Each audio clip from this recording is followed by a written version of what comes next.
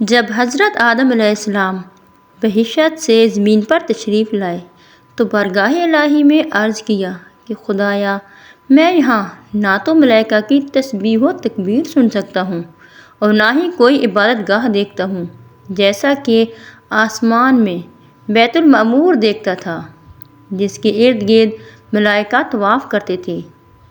جواب الہی آیا کہ جاؤ، جہاں ہم نشان بتائیں وہاں کعبہ بنا کر اس کے ارد گرد طواف بھی کر لو اور اس کی طرف نماز بھی ادا کرو۔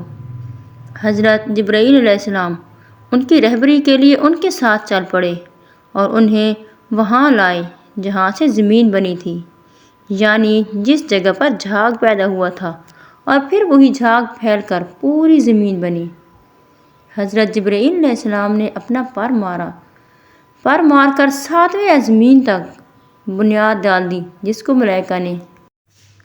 ملائکہ نے 5 پہاڑوں کے پتھروں سے بھرا: کوہ لبان، کوہ طور، کوہ جودی، ہیرا اور کوہ زیتا۔ بنیاد بھر کر نشان کے لیے چاروں طرف کی دیواریں اٹھائیں۔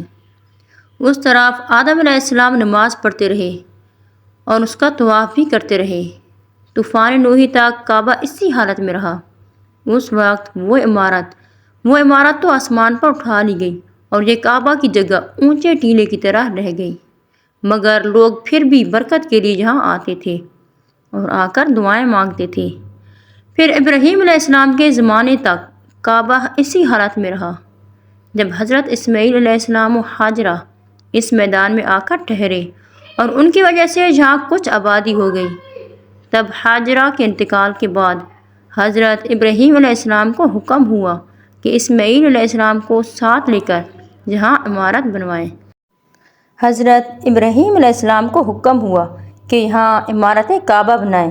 اس کی نشانی اس طرح فرمائی گئی کہ اس جگہ پر بادل کا سایہ ڈالا گیا اور تب سے لے کر اب تک خانہ کعبہ اسی جگہ پر ہے۔ خانہ کعبہ زمین کے بالکل سینٹر میں ہے، زمین کے درمیان میں ہے۔